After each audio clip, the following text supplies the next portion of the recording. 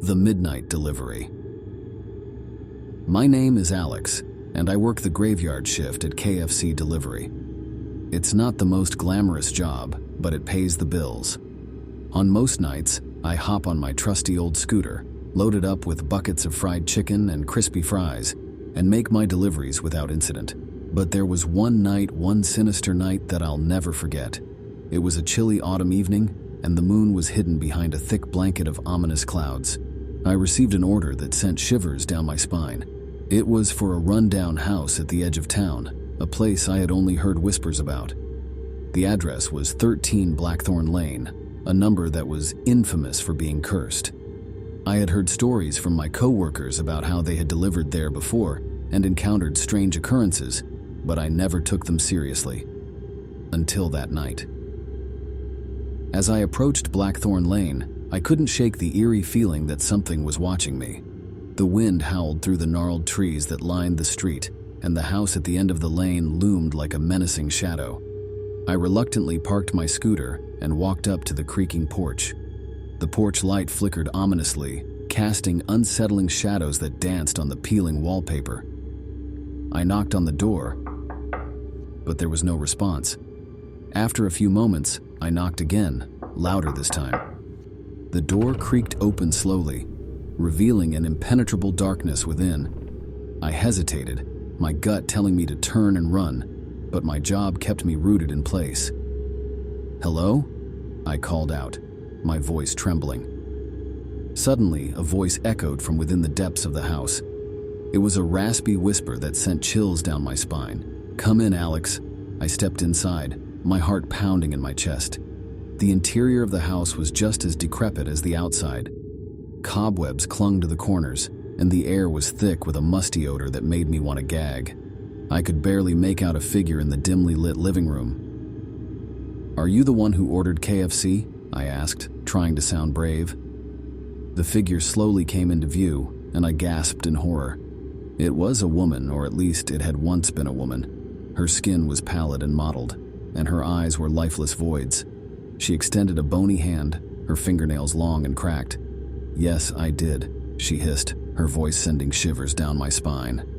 I handed her the bag of food, my hands trembling.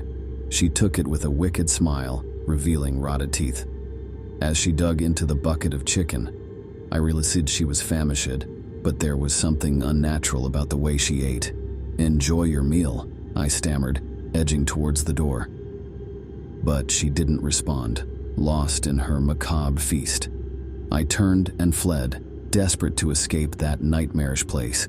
As I reached my scooter, I heard a guttural scream from inside the house, followed by a bone-chilling laugh that made my blood run cold.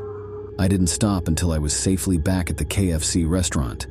I told my coworkers about the bizarre encounter, but they just laughed it off as another spooky tale.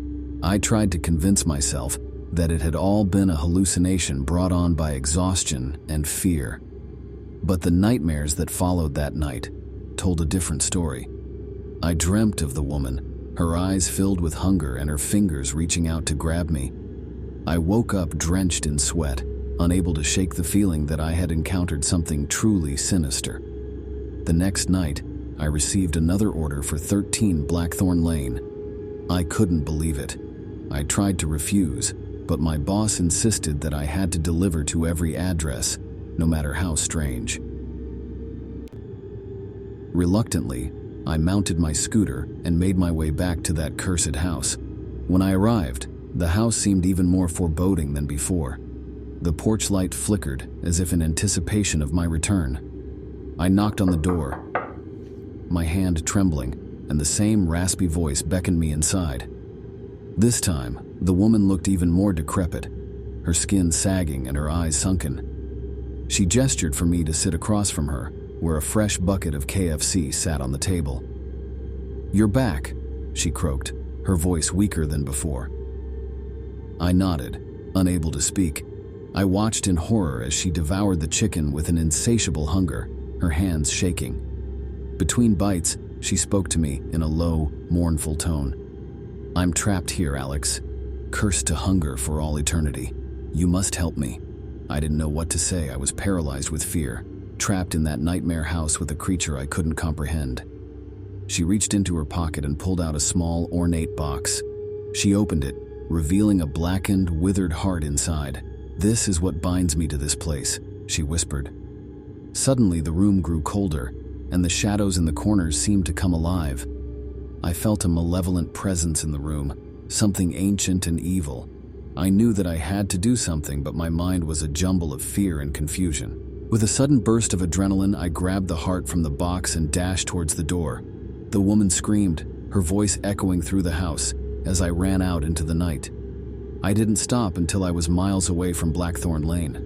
I didn't return to work at KFC delivery after that night, and I never spoke of what happened to anyone. But the nightmares persisted, haunting me every night, a constant reminder of the horror I had encountered.